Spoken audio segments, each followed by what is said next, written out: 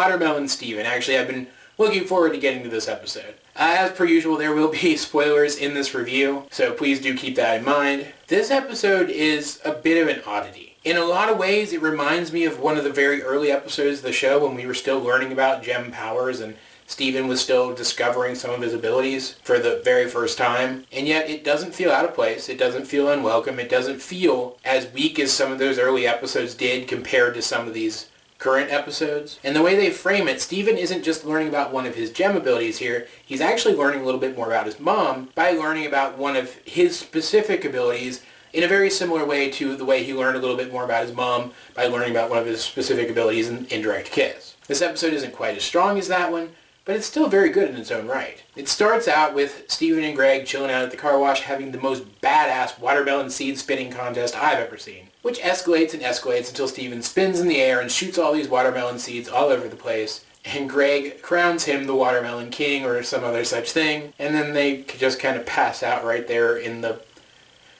parking lot of the car wash and sleep there all night. Greg, how can you be such a good parent and simultaneously such a kind of lackluster parent at the same time? I just don't get it. Anyway, when they wake up the following morning, they find that all of these watermelons have sprouted up everywhere that the seeds that Steven spit ended up, even on areas where it's not soil. They've like grown up through concrete. And that they're all in the shape of Steven, which justifiably is a little bit creepy. But Steven takes it all in stride. Obviously at this point his life is weird enough that this stuff just doesn't faze him anymore. And he gets the idea of spreading the joy by giving one away to everybody in town. So he sets up a stand kind of in the entrance to Funland, the amusement park that he was banned from in like episode 8. And Sadie is the first one to walk up, sporting a very adorable sundress. And she insists on actually paying for one of them, saying that she likes to support local businesses. And she gives him like $5, and then frickin' Ronaldo walks up and stands there and makes Steven wait while he's making a post on his blog, which is obnoxious, and then freaks out when he finds out that Steven's selling them only for $5, and screams and yells and brings everybody into the area, and they all buy one, which seems like a really good thing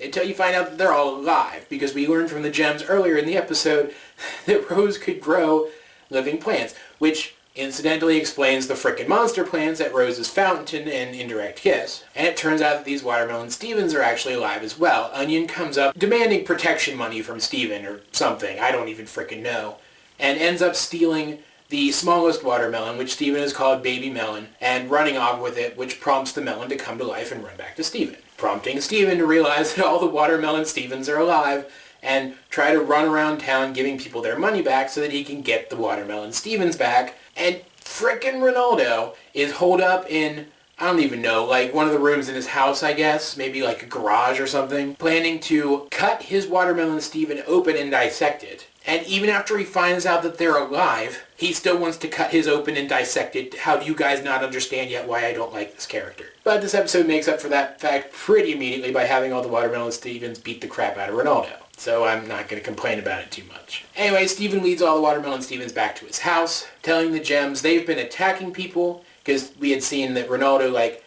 smacked Steven on the hand with a spatula, which led to them beating him up. And the gems freak out a little bit, realizing that where Rose could control these plants and prevent them from attacking people that she didn't want attacked, Steven doesn't have that control yet, and now there's like hundreds of these things. And so the gems engage them in this really cool anime-esque fight with like neat poses and energy blasts and all kinds of other fantastic stuff. It's a very cool fight. Partially, I guess, because it's one of the few times we've actually seen the gems fighting multiple enemies at once. But there are just too many Watermelon Stevens, and they eventually start to overwhelm the gems. Not that they could have actually killed the gems or anything, because I don't think watermelon rind is strong enough to break a gemstone. But of course, Steven doesn't like seeing them get hurt, so he is racking his brain for a way to end the fight. And the baby melon at this point has been the only one who stayed by Steven's side, who seemed to be under control and to have more of a mind above and beyond the mind of like a mindless guardian protector thing like the others do. And it makes the ultimate sacrifice, punching Steven in the stomach to draw the attention of the other Watermelon Stevens. They all gang up on him, they smash him to bits, and the immediate threat to Steven having been extinguished, their I guess programming shuts down and they turn nice again, basically. And Baby Melon's act of sacrifice inspires Steven to step up and address the Watermelon Stevens and take command of them and tell them to go off on their own and not to come back until they understand the sacrifice that Baby Melon made and why he made it. And so the Watermelon Stevens head out into the ocean for some reason, and one of them is scooped up and carried off by a seagull. Does that count as Steven being attacked by a bird? I'm going to count it as Steven being attacked by a bird.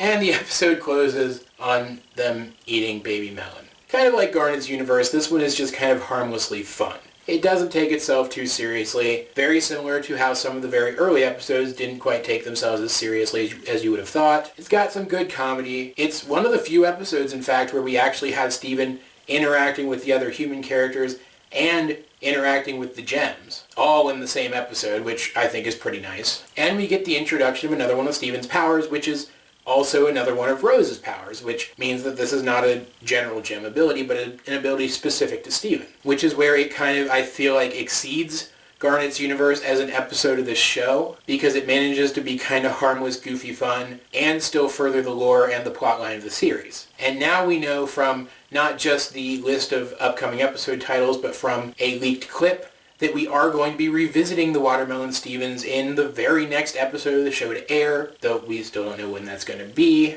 Overall, I just really enjoy this episode, and I look forward to seeing where they take this power of Steven's and which direction they decide to take it as the series progresses, because this doesn't seem like the kind of thing that they're just never going to deal with again. But guys, if you have seen this episode, what did you think about it? Let's get a discussion going in the comments section down below.